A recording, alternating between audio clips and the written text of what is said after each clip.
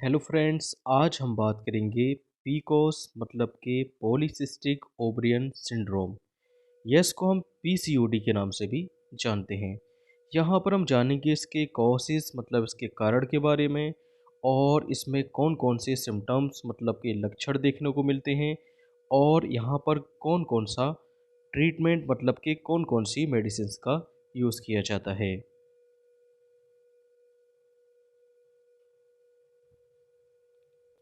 तो चलिए दोस्तों शुरू करते हैं। पीकोस मतलब के पॉलीसिस्टिक ओवरियन सिंड्रोम, या इसको हम पीसीओडी के नाम से भी जानते हैं। तो डी का मतलब होता है यहाँ पर डिसऑर्डर। तो देखिए, पीकोस या पीसीओडी एक ही बात होती है। देखिए, पॉली मतलब होता है एक से ज़्यादा मतलब के बहुत सारी, और सिस्टिक टर्म है सिस्ट से। तो यहाँ पर फ्लूइड फिल्ड सिस्ट होती हैं और ये ओवरी में होती हैं। तो इसका मतलब यहाँ पर ओवरियन, और सिंड्रोम मतलब इसके कारण बहुत सारी डिजीज जन्म लेती हैं। तो इसको हम पॉलीसिस्टिक ओवरियन सिंड्रोम के नाम से जानते हैं। इसके अल्ट्रासाउंड में देखिए, यहाँ पर अल्ट्रासाउंड इमेज में बहुत सारी देखिए इस टाइप की ये सिस्ट देखने को मिलती हैं। तो ये देखिए, ये ओवरी है। ओवरी के अंदर देखिए बहुत सारी ये सिस्ट हैं।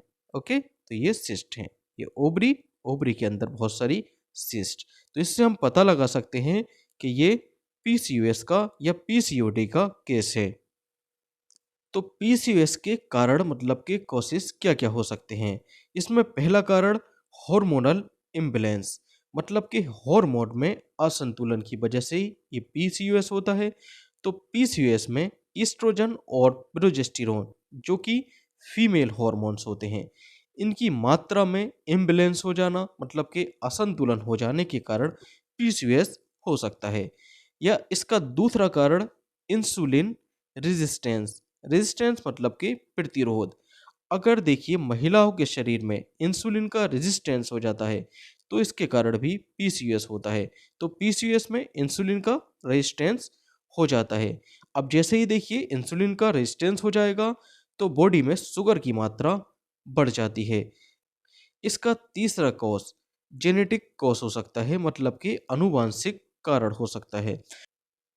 तो पीसीओएस का एक कारण जेनेटिक्स भी हो सकता है। इसके अलावा वेट गेन, तो ऐसी महिलाएं जिनमें वजन बढ़ जाता है, तो वेट गेन होने की प्रॉब्लम से पीसीओएस हो सकता है। तो ये देखिए कई सारे कारण होते हैं जिससे पीसीओएस जन्म लेता है। नेक्स्ट यहाँ पर जान लेते हैं पीसीओएस के सिम्टम्स मतलब के लक्षण के बारे में। तो पीसीओएस में कौन कौन से सिम्टम्स देखने को मिलते हैं। तो यहाँ पर देखिए, पहला हेयर लॉस। तो ऐसी महिला जिसमें पीओएस की शिकायत है, उनके बाल झड़ने लगते हैं, मतलब कि हेयर लॉस की शिकायत देखने को मिलती है। इसके अलावा हिर्सुटिज्म, देखिए हिर्सुटिज्म क्या होता है, अनवांटेड हेयर ग्रोथ को हम हिर्सुटिज्म के नाम से जानते हैं। तो फेस पर देखिए अनवांटेड हेयर ग्रोथ देखने को मिलती है। इसके अलावा पेल्विक पेन, मतलब कि पेल्विक रीजन में, पेड़ू रीजन में ऐसी महिलाओं में दर्द देखने को मिलता है। इसके अलावा इनफर्टिलिटी की शिकायत, मतलब कि बांझ होने की शिकायत देखने को मिलती है। यहाँ पर प्रेगनेंसी नहीं हो पाती है। और नेक्स्ट, ओवरवेट। तो ये ऐसी महिला जिनमें पीसीओएस की शिकायत होती है, वह ओवरवेट की शिकार होती हैं। इसके अलावा इरेगुलर पीरियड्स, तो यहाँ पर देखिए पीरियड्स में जो है, जो एमसी है उसमें इरेगुलरिटी नज़र आती है। इसके अलावा फैटिग, यहाँ पर महिलाओं में थकावट देखने को मिलती है। और साथ ही साथ यहाँ पर टेस्टोस्टेरोन लेवल, टेस्टोस्टेरोन देखिए ये मेल हार्मोन होता है, तो यहाँ पर फीमेल में टेस्टोस्टेरोन का लेवल इंक्रीज मतलब के बढ़ा हुआ देखने को मिलता है। इसके अलावा फेस पर एक्नी मतलब के कील मुहासे देखने को मिलते हैं। तो ये थे पीसीएस के कुछ सिम्टम्स। अब बात कर लेते हैं इनके सिम्टोमेटिक ट्रीटमेंट के बारे में। तो यहाँ पर देखिए इसके सिम्टोमेटिक ट्रीटमेंट में कौन कौन सी मेडिसिन यूज़ करनी होती हैं। यहाँ पर देखिए सबसे पहले बर्थ कंट्रोल पिल्स, जिसके अंदर ईस्ट्रोजन और प्रोजेस्टेरोन होता है। तो यहाँ पर देखिए ईस्ट्रोजन और प्रोजेस्टेरोन को मेंटेन करने के लिए, इसके रेशियो को मेंटेन करने के लिए यहाँ पर ओसीपीज मतलब के बर्थ कंट्रोल पिल्स का यूज़ किया जाता है। तो ये पिल्स देखिए कितने महीने तक देनी होती हैं, ये डिपेंड करता है पेशेंट की सिचुएशन क्या है। लगभग ये देखिए मेडिसिन 3 से लेकर 6 महीने तक यूज़ की जा सकती हैं। इसके अलावा पेशेंट में देखिए अनफर्टिलिटी की शिकायत मिलती है। तो अनफर्टिलिटी को दूर करने के लिए यहाँ पर फर्टिलिटी मेडिसिन जैसे कि लेट्रोजोल, तो लेट्रोजोल की देखिए 2.5 मिलीग्राम डोज, इसकी एक टैबलेट दिन में एक बार देनी होती है और ये लगभग 5 दिन तक दे सकते हैं। इसके अलावा देखिए पीसीओएस में एंड्रोजन या मतलब कि टेस्टोस्टेरोन का लेवल बढ़ा हुआ देखने को मिलता है। एंड्रोजन या टेस्टोस्टेरोन एक ही बात है।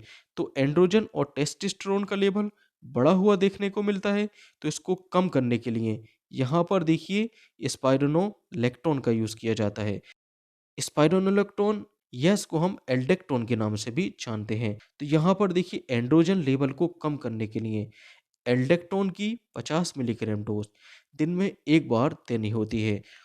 इसके अलावा पीसीओएस में अगर देखिए महिलाओं में शुगर का लेवल बढ़ा हुआ देखने को मिलता है, तो यहाँ पर मेटफॉर्मिन का यूज़ कर सकते हैं।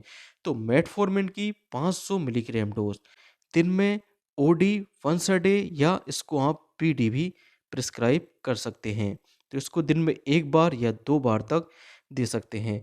इसके अलावा कुछ और मेडिसिन्स जैसे कि फॉलिक एसिड और विटामिन डी।